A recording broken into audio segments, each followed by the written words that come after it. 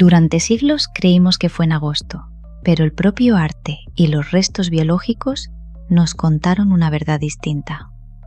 Tradicionalmente, el 24 de agosto del año 79 después de Cristo ha sido la fecha marcada en los libros de historia para la erupción que sepultó Pompeya, Herculano y Estavia, el momento en que el arte romano quedó congelado para siempre. Pero investigaciones arqueológicas recientes desde 2018 han puesto en duda esta fecha. El hallazgo de frutos otoñales como granadas y nueces, braseros encendidos en las casas y una inscripción a carboncillo fechada a mediados de octubre sugiere que la erupción ocurrió realmente el 24 de octubre del 79 después de Cristo. Tras el suicidio de Nerón en el 68 después de Cristo, historia que estará en otro vídeo aparte, el imperio se sumió en una guerra civil. Las legiones de Oriente y del Danubio habían jurado lealtad a Vespasiano, pero en agosto sus tropas estaban en plena marcha hacia Italia para derrocar a Vitelio. Vespasiano fue quien finalmente ganó y fundó la dinastía Flavia, que tendrá otro vídeo en este canal. Su ascenso trajo la estabilidad necesaria para que el cuarto estilo pompeyano, el más teatral y complejo, alcanzara su máximo esplendor, antes de que el volcán lo detuviera todo 10 años después. Tras las 18 a 24 horas que duró la erupción, el paisaje de la bahía de Nápoles era irreconocible. No había costa, no había árboles, solo un desierto gris de piedra pómez y ceniza. Algunas personas lograron huir por mar o hacia las colinas. Se estima que las víctimas mortales rondan entre 2.000 y más de 16.000 personas en toda la bahía de Nápoles. Pero un día cualquiera, el arquitecto Domenico Fontana estaba cavando un canal de agua y encontró unos muros con inscripciones y frescos. El señor los volvió a cubrir rápido, dicen que por censura, al ver el contenido erótico del arte romano. Entre los años 1738 y 1748 ya, bajo el reinado de Carlos VII de Nápoles, el futuro Carlos III de España, comenzaron las excavaciones oficiales, primero en Herculano y luego en Pompeya. Cuando estas pinturas salieron a la luz, el mundo entero se volvió loco por lo clásico. Nació el neoclasicismo y artistas y nobles de toda Europa viajaban en el Grand Tour solo para ver estos frescos. La erupción no solo preservó el arte, sino que lo detuvo en su mejor momento. Si el Vesubio no hubiera explotado, es muy probable que hubieran sido pintados encima décadas después, para seguir nuevas modas. Y hoy no conoceríamos los 4 estilos. El volcán fue paradójicamente el mejor conservador de museos de la historia. Primer estilo, incrustación, 150 a.C. Hasta el 80 a.C. aproximadamente es el estilo más sencillo. Imitaban mármoles caros, granito o alabastro, usando yeso y pintura. También usaban estuco policromado. El objetivo era engañar al ojo, haciéndole creer que la pared estaba construida con bloques sólidos de mármoles exóticos, traídos de Grecia, Numidia o Egipto. Que, en esa época, importar mármol real, carísimo, y se consideraba un exceso decadente. Al pintarlo, era una forma de estatus y cultura cosmopolita, sin gastar un duro ni parecer un tirano ostentoso. Aunque lo llamamos pompeyano, este estilo es puramente helenístico. Los romanos lo copiaron de los palacios de los reyes sucesores de Alejandro Magno. Al adoptar este estilo, el dueño de la casa en Pompeya estaba enviando el mensaje de «Soy un ciudadano romano, pero tengo el gusto refinado de un rey griego». Para que el engaño fuera perfecto, los artistas imitaban piedras específicas, como amarillo de Numidia o del norte de África, verde de Caristus, un mármol griego con vetas tipo lino, que era como capas de cebolla, y un púrpura profundo, el color de la realeza. Pulían el estuco con una mezcla de jabón de cera y cal, hasta que brillaba como una piedra auténtica, y al tocarlo, estaba frío y liso como el mármol real. Imagínate a un invitado tocando las paredes y preguntándose, ¿será mármol de las canteras del emperador o solo ingenio? La Casa del Fauno en Pompeya es la Capilla Sixtina del primer estilo. Allí, la entrada está entera con estas placas de estuco, que han sobrevivido más de 2000 años, manteniendo el brillo. Segundo estilo arquitectónico, 80 a.C. a 20 a.C. Es posiblemente el momento más revolucionario de la pintura antigua. Se inspiraron en los decorados de los teatros. Querían que las habitaciones pequeñas de las casas romanas, que a menudo no tenían ventanas, parecieran palacios inmensos. Pintaban columnas que parecían sobresalir de la pared hacia el espectador, mientras que los paisajes del fondo parecían alejarse. Si te parabas en el centro de la habitación, el efecto visual era de inmersión total. En este estilo aparece mucho el famoso rojo, pero hay un secreto químico detrás. El rojo más caro no era el que vemos hoy. Usaban cinabrio, un sulfuro de mercurio, un pigmento extremadamente caro y tóxico. Con el calor de la erupción y el paso del tiempo, gran parte de ese rojo se oxidó y se volvió negro, o se transformó en el tono ocre que vemos ahora. Pompeya era mucho más brillante y neón de lo que las ruinas nos sugieren. En las villas como la de Livia, la esposa de Augusto, el segundo estilo alcanzó una cumbre extraña: pintar jardines interiores. Dentro de este estilo también aparecen las megalografías, pinturas de figuras humanas a tamaño real. La Villa de los Misterios, posiblemente de iniciación al culto de Dioniso, este estilo fue un desafío a la arquitectura. El romano ya no quería mármol, quería espacio, que sus paredes le mintieran y le dijeran que su casa no terminaba en un muro de ladrillo, sino en un jardín infinito o en un templo griego. Fue la época en la que la pintura dejó de ser decoración para convertirse en una ventana a la imaginación. Tercer estilo, también llamado estilo ornamental o cerrado, aproximadamente del 20 a.C. al 40 después de Cristo.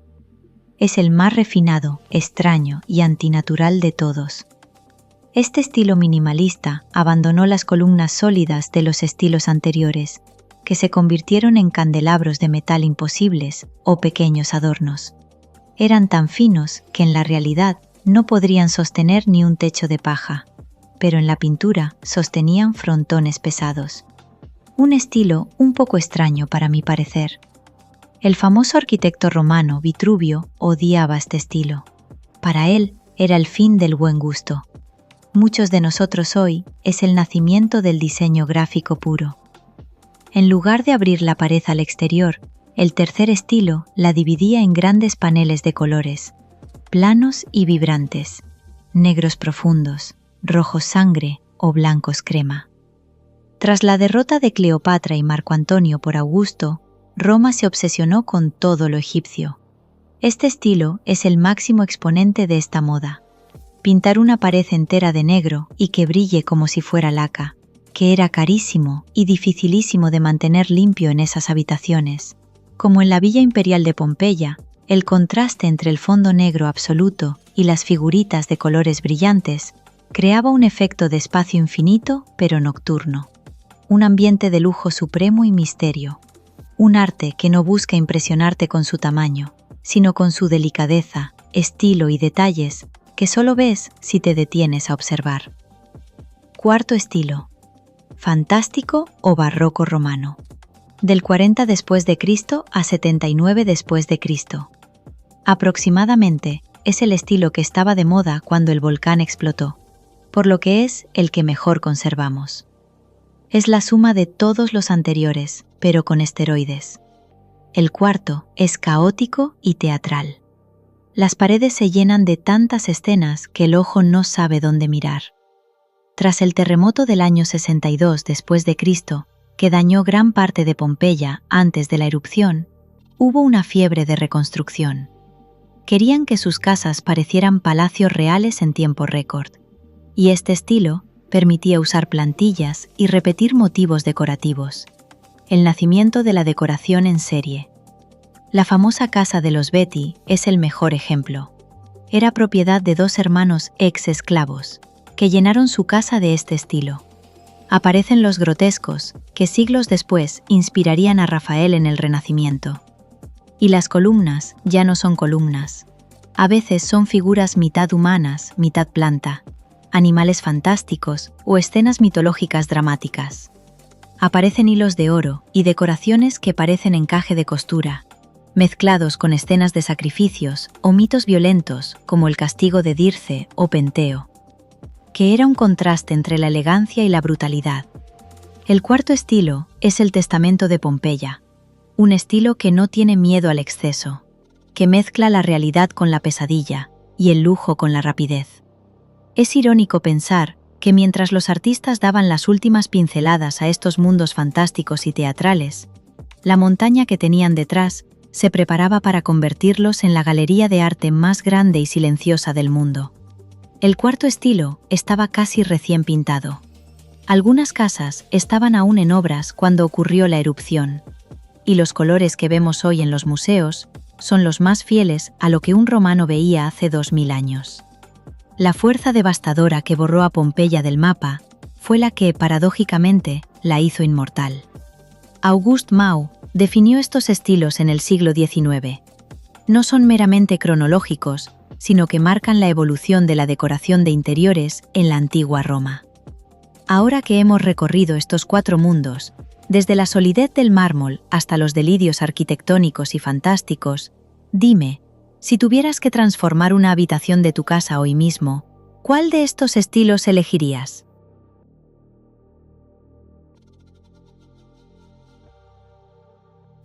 Los frescos no se trataron con rigor científico. Hacían extracciones a machete. En los primeros años, los excavadores recortaban los mejores trozos de los frescos, las escenas centrales, y los enmarcaban como si fueran cuadros modernos, destruyendo el resto de la pared decorada. El redescubrimiento de los frescos de Pompeya fue mucho más que un hallazgo arqueológico. Antes de Pompeya, Europa estaba sumergida en el estilo barroco, rococó, demasiado recargado.